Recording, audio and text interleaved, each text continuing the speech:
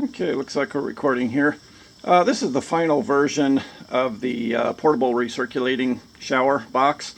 In other videos I've showed this recirculating shower in operation.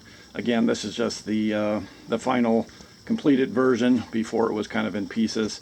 And in fact, I purposely left the sides open and so forth so that people could see into it.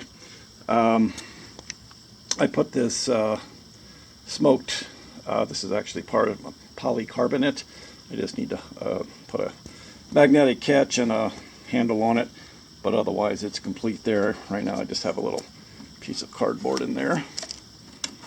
But and then I just used hinges that are designed for glass, and these are all stainless here. The sides, this is 16th inch plastic, and in some cases I went with 1/4 inch plywood on the back, and then I switched over to a corrugated plastic. So this is pretty lightweight, but I was trying to get the weight down. And then on the back I have 1/2 inch Baltic birch, because in that case I needed to mount the pumps and so forth. So, and then I added some handles. I actually put a cross member in here, and then this T, which the way these corners are designed, they just have these little set screws for the aluminum extrusion. I didn't feel that was really beefy enough to pick it up by the top here. So with this this T and a total of 4 bolts, each one of these bolts can probably hold hundreds of pounds. So this is more than adequate for the task here. And you know, this thing did end up weighing, I don't know, close to 20 pounds, much heavier than I thought it was going to be. In fact, I didn't really think about weight at all when I was building it, but it ended up being a lot heavier than I thought. And then walk around to the back. I just used some paracord, bungee cord, and this contains the hoses. And I went with this silicone hose pretty much for everything. It stays flexible down to like 30 below zero up to 140 degrees. It's incredibly robust, and you can take and just kink this stuff, and you're not going to permanently kink it. It just snaps back. Great stuff. Expensive, but you get what you pay for, and highly recommend silicone tubing for anything like this. It works really well. It's great stuff. Also went with quick connect connectors, so that was one more thing I added. And then on the top, see if I'm tall enough here, I had some space, so I just made a little box, and that's where my shower wand lives. Again, I'm not quite tall enough here, but and this little plastic box in there contains the water. Again, replace the standard hose with silicone hose. These are about maybe $10, but well worth the extra money, because this won't kink. So, and then added an illuminated switch and a digital readout for the temperature. And this is still the same anti-scalding valve. All this is covered in previous videos, but 3.3 gallon pump, C-flow, heat exchanger. This wing saw I really like. It's 1/4 turn, and then the whole filter comes out. But this and these two sections you still unscrew like a traditional filter, but you can take the whole thing as a unit, turn it a 1/4 turn, and it'll all drop down without spilling any water. There's O-rings up in the top here.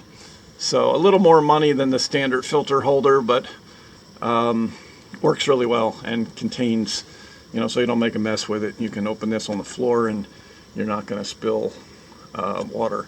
And in fact, after use, I empty this out. Somebody else asked, are you reusing the water? The answer is no. I use 1 gallon, toss the water, refill it. So it's, and per person, I don't, you know, share water with somebody else. Even though there is a UV filter, this is killing 99.9% of pathogens. Everything is being filtered. There's a pre-filter as well. Let me see if I have the pre-filter here. So there is this pre-filter, which is a pretty coarse 50 micron. C-Flow sends us with the pump. So that gets the big stuff, the hairs and so forth. And then this takes care of, I think it starts out at, I want to say 10. So 10, 7, 5, it's a 3-in-1 filter. And then the final loop is through the UV filter. So there's that. So, and then I left this clear or smoked. So that way, if there is something that leaks, for one, it doesn't spray all over the place. And two, I can see what's going on. I can also see the UV filter has a blue and green light, and I can see very clearly if that's working or not. So, and then I mentioned in the last video how this connects to the van. So I just wanted to show that. My idea here was I wanted this to be able to be used with any RV, not just my RV. And this way I could see possibly building these, you know, and selling them. Maybe something that was 3D printed. No idea at this point, but you know, right at this point it's just for personal use. But I wanted to make it universal. So this is a standard shower box. A lot of RVs have these. And what I did here is you would normally have a thermostatic mixing valve, so hot and cold, and then it would combine with just a little outlet for your outdoor shower. I went with 2 hose bibs to separate, and quick disconnects, all brass, really nice, you know, a little pricey, but again, you get what you pay for. I wanted a quality build. The brass is really nice, good, you know, good quality shutoffs. Also added the city water, and then the gravity feed for the potable, and a 12-volt power source. And what I did, let me just walk around to the back here, is I also added little details, but it makes it a lot more convenient. A plug-in, you know, a DC 12-volt plug-in, and I think this is at least 16, maybe 14 gauge wire. It's adequate for the, I think it's 7 amps. This can easily handle the 7 amps. So let me walk back around again. So that just plugs in.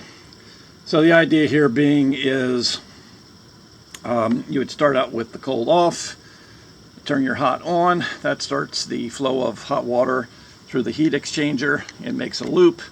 Once the water starts coming out of your return hose, you plug it in, open that up, and then it's continuously recirculating water from the onboard RV water pump and the hot water.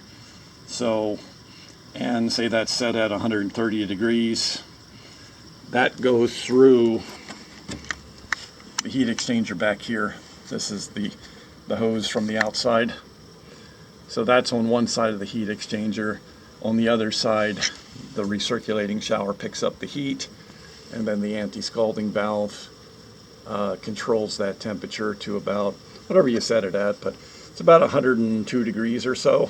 So you really don't, once you set it, you really don't have to mess with it too much. If you want to get it a little bit hotter, you just press that button. That's kind of the built-in for the, and you can go just a little bit beyond 102 degrees. The thing with recirculating showers in general is you can make them hotter, but you can't necessarily make them colder, because you don't have any real cold water source. You're using the recirculating water as the cold water. So if you get it up to say 103 and it's too hot, you gotta wait for, just through the air to cool that water down. You have no cold water really coming in. So it's about the only disadvantage I can see to a recirculating shower. You need to be careful about setting it too hot. But other than that, it's kind of a no-brainer to use. And again, there's that. I just wanted to show one more time. Pretty simple operation. This one has PEX. You could do this with flexible lines if you wanted to. I just took a standard box. You can actually kind of see the holes there from what was a thermostatic mixing valve. And then what I did is I took a piece of 1/4 inch. This is not part of the unit. This is 1/4 inch PVC, or maybe it's ABS. And then I routed the openings on my CNC. You could easily cut them out with, standard drill bits and a jigsaw. I happen to have a CNC, so it made things a little bit easier, a little more precise. And yeah, so this can be mounted in any RV, or you could retrofit an existing thermostatic mixing valve with just 2 separate hose bibs. The idea is you need to be able to recirculate the water, and that's about the only thing that's required to make this portable recirculating shower work pretty much in any RV. And then I just finished up a video on the shower base, which is what everything is sitting on here. So the hose from this portable recirculating shower connects to this hose, and this is about 5 inches tall. So all the water coming down on this collects in the base, and that is the source for the recirculating water. You can kind of see the angle. It slopes more than enough to allow all the water to drain to the center. And when you're done, you just pop the hose off. This is not under pressure here, so you can just friction fit the hose on it. Real simple to do. And then I purchased one of those those outside shower enclosures that pop up in about a minute, but really anything outdoors or nothing at all, the shower base will take care of things. And the only thing I have left to do is I want to add something here to contain the water a little bit better, because as it is, as water splashes on this, it's going to splash off the sides. So I want to do something to contain it. Maybe even just come up 3 or 4 inches with some plastic pieces. Magnets could possibly be used, even though this is aluminum. You could put some steel pieces on there. So that's to be worked out. I don't think it's a big deal. But again, I just wanted to show this whole thing completed. I know there were a few people at the beginning wondering what the heck I was talking about with this fold-down recirculating shower concept. And it was kind of hard to explain what was going on before the final project was completed. But it's nice to see it all come together. It's taken quite a while, but I really enjoy this kind of stuff, so the time was not really an issue for me.